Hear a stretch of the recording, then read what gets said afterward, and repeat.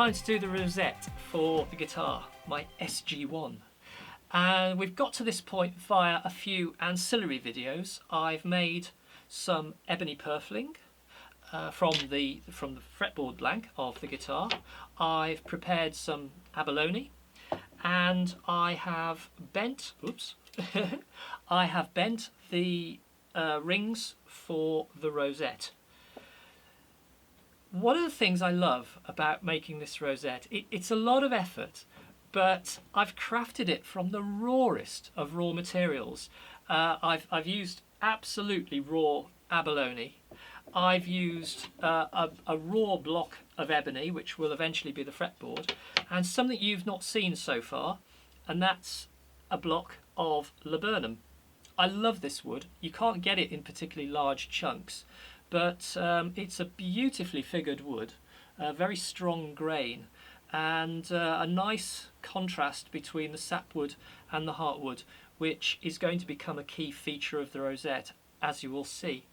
So let's go and do it.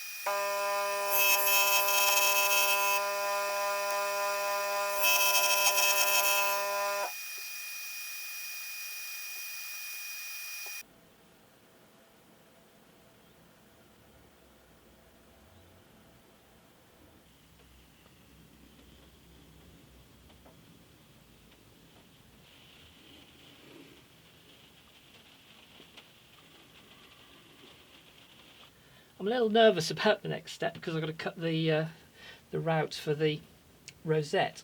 I've got my Proxon router with its radius cutter. I've got the depth set to 1.1 millimeters, which is what I want. I'm not entirely happy about the spike here because it's not really very long, and I've put, I think that was 1 millimeter maybe 1.5 mm hole, which is a little on the large side really, considering this is such a fine spike, but oh well. I think the spike will touch the baseboard, so that'll give me some stability. We'll see how I go. I'll be cutting the inner ring first. I've practiced, and it seems to be set fine. It's the correct radius, and we'll go from there. I've penciled in the outline, but that's just for guidance really. What matters is what this is set to, not what's marked on the board.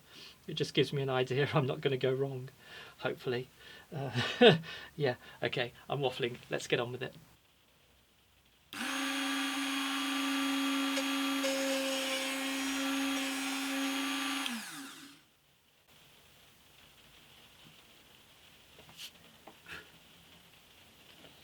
Looks good.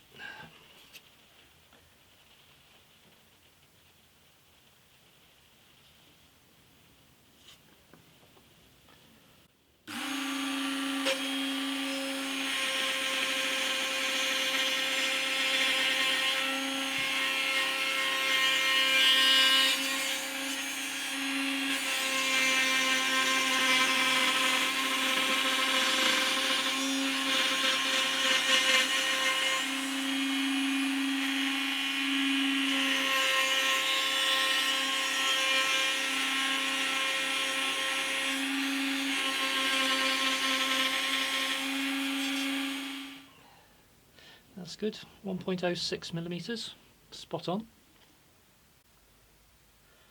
It's 94.3 millimeters, which I was aiming for 94, but I think that will be okay.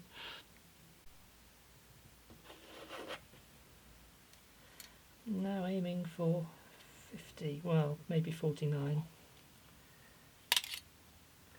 I wish there was a screw adjustment for this, i.e., you know, a continuous adjustment, but you just have to slide it, which is not ideal in my eyes, but we'll see.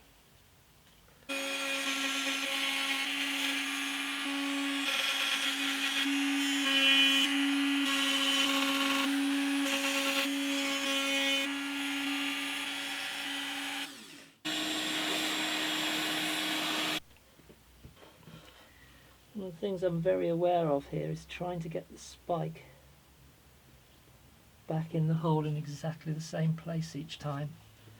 I might have to redo I've got 0.5 millimeter, what was it, 0.3 of a millimeter tolerance on the inside, so I might have to go and do the inner ring again at some point, but it's, yeah, I think I've got the hole now in a slightly different place to where I started.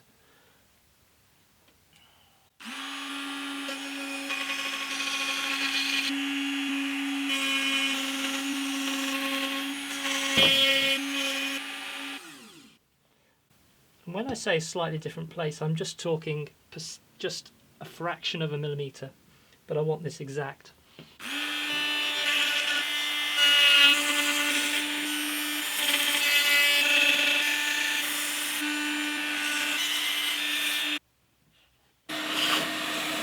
I'm going to go back and redo the inner ring because I think I'm getting more consistent with the placing, and I've got that 0.3 of a millimeter to play with, so I'm just going to go back and redo this, and hopefully it will centre everything up nicely before I do the final touch on the outside, but we're very nearly there. The inner ring is now 93.85 instead of 94, which that's fine, but more importantly I've got 10.75 on that side.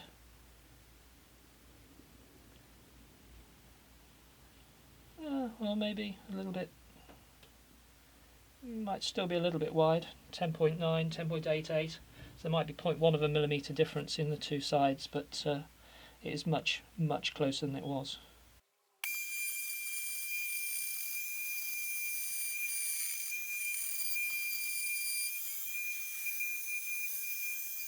We're at 12.2 and it just isn't big enough. Just a fraction out, just 0.2 really. I think I do genuinely need 12.4, which is what I measured it at. And any smaller, and I'm not going to be able to jam the pieces in. So we've got to go one more pass. my test piece suggests we are at the final radius, so let's give it a go. That's quite a snug fit, although I think it is slightly bigger than I was aiming for. But I think the realities of actually slotting these things in means you can't do these things to engineering tolerances.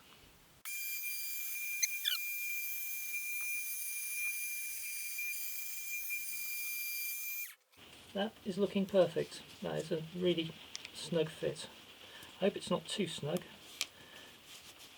but everything does seem to fit really nicely. Obviously I've got to cut the outer purfling rings to the right length.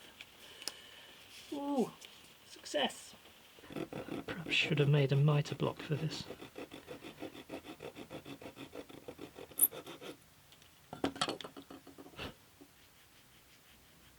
Still got a fraction of a millimetre to take off, just so we get a nice snug fit around the rosette.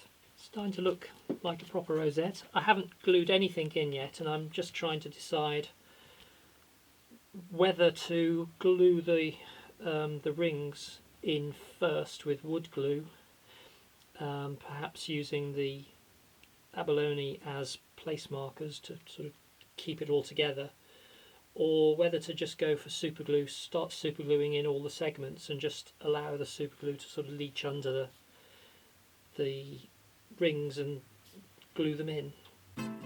After a fair bit of careful consideration, I decided to glue in the inner ring with tight bond wood glue.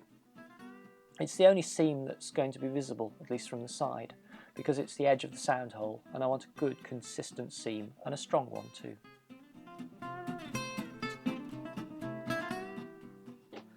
I've cut down my routing test piece to create a caul that will apply pressure just to the inner ring. The outer ring will get glued in with super thin super glue, which will just wick underneath the piece and glue it firmly in place.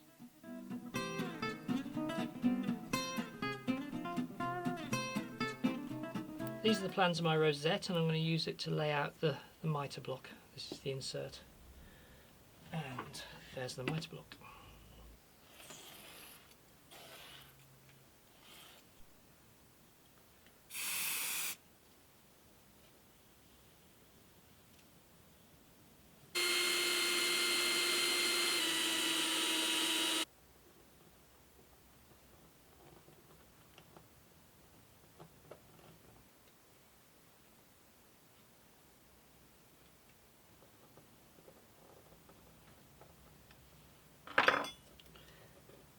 That's very snug, but I think that will do.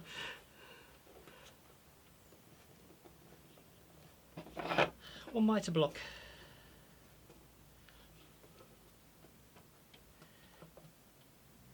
I will though pack out these slots a little bit more with masking tape because the blade is actually quite loose. These pieces of laburnum are going to sit across two cells. I'm going to trim this edge first, but I'm not going to trim the other edge until I know how big they've got to be, because I'm going to do them individually, because some may have to be a little bit bigger or smaller, because the chances of me pre-cutting all of these and have them fit perfectly around the entire rosette are very, very slim. The abalone will get cut to a precise size, but the laburnum I will adjust as I'm putting them on the guitar. Small adjustments, micro adjustments.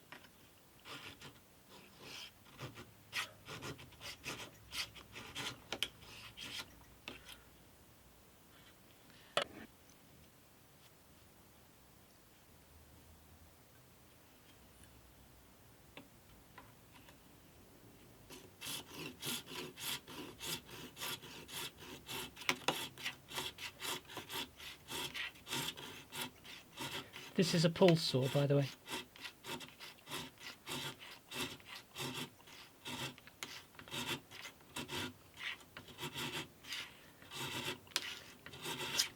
Oops.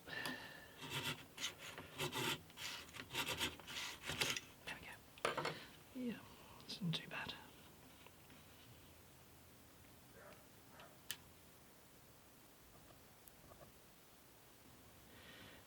I've decided I'm just going to hold this in place and not use an end stop. I'm using my other finger now because this one is really starting to ache, and as a guitarist that's not good.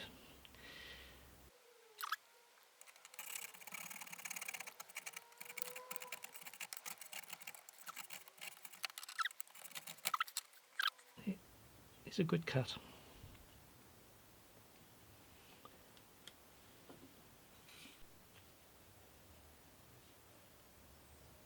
And now for some spokes.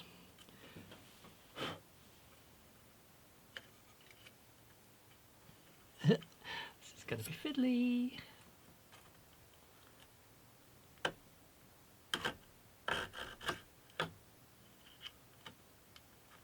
Did that cut? Yeah.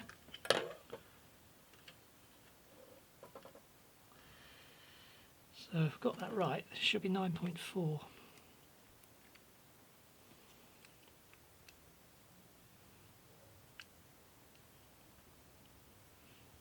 9.46. Precision.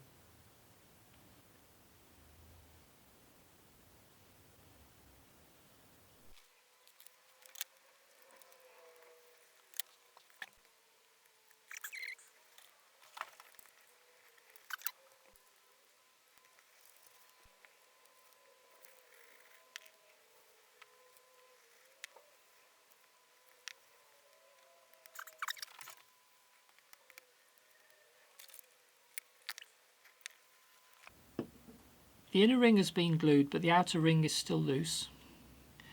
And I'm going to glue the outer ring as I go using the wicking properties of thin superglue. And the tiles will get glued in with a thicker superglue.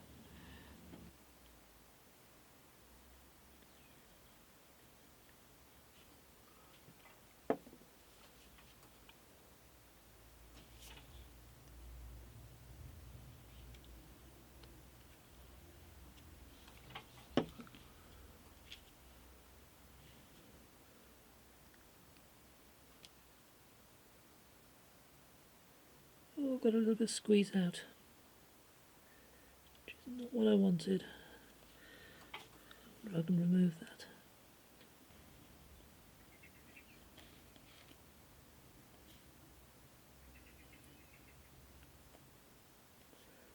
Could have pushed this in as soon as I saw there was squeeze out, but that has actually dried now, so.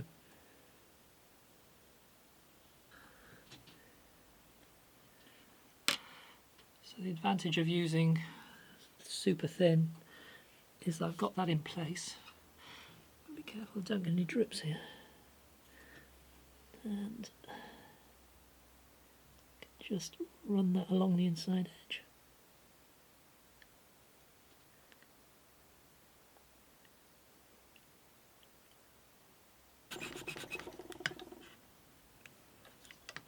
Why is this not cutting?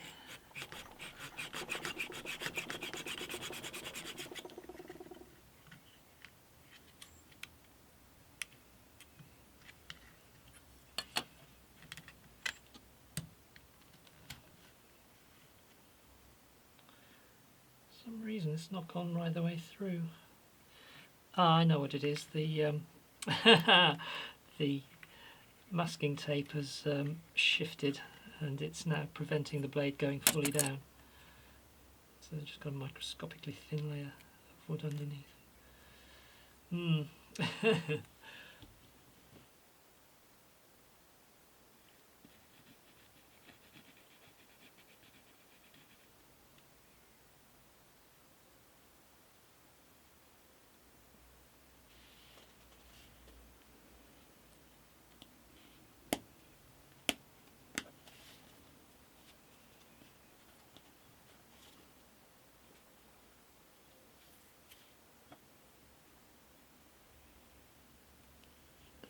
Judge just the right amount of the thick superglue, because I think this thick superglue is squeezing out.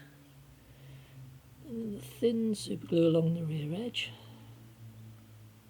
to wick underneath the rim. Then that pops in. Yeah, that's a bit better. No squeeze out on that one.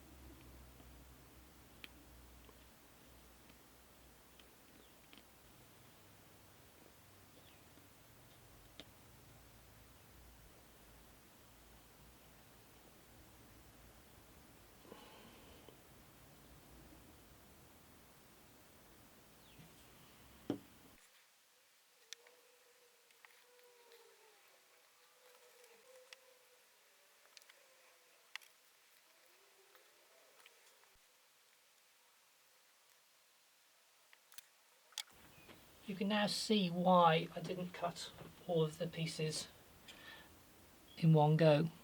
We've now got to cut the next piece probably a millimetre shorter because we've overshot, which is going to happen, so that's fine, and I can just keep correcting as I go around the circle.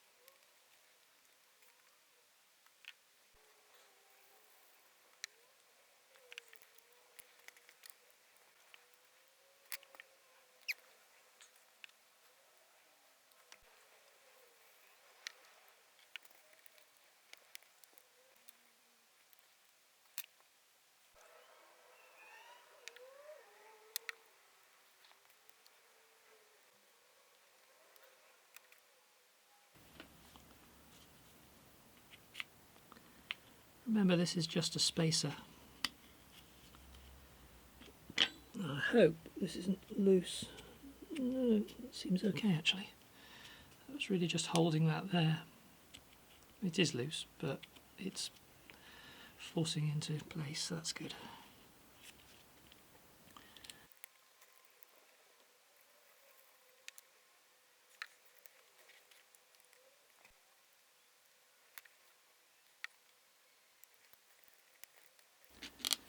Yeah, I've got a bit of refining to do.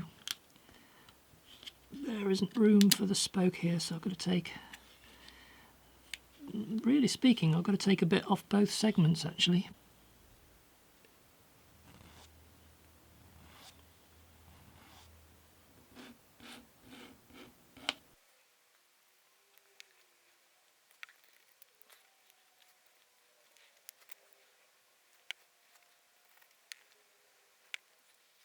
Ooh. I'm relieved I managed to get that all in one go.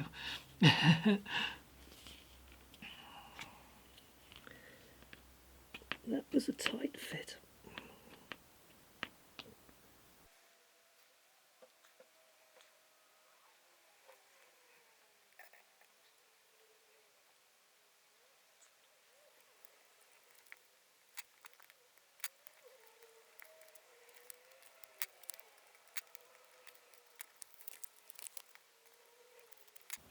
Very pleased.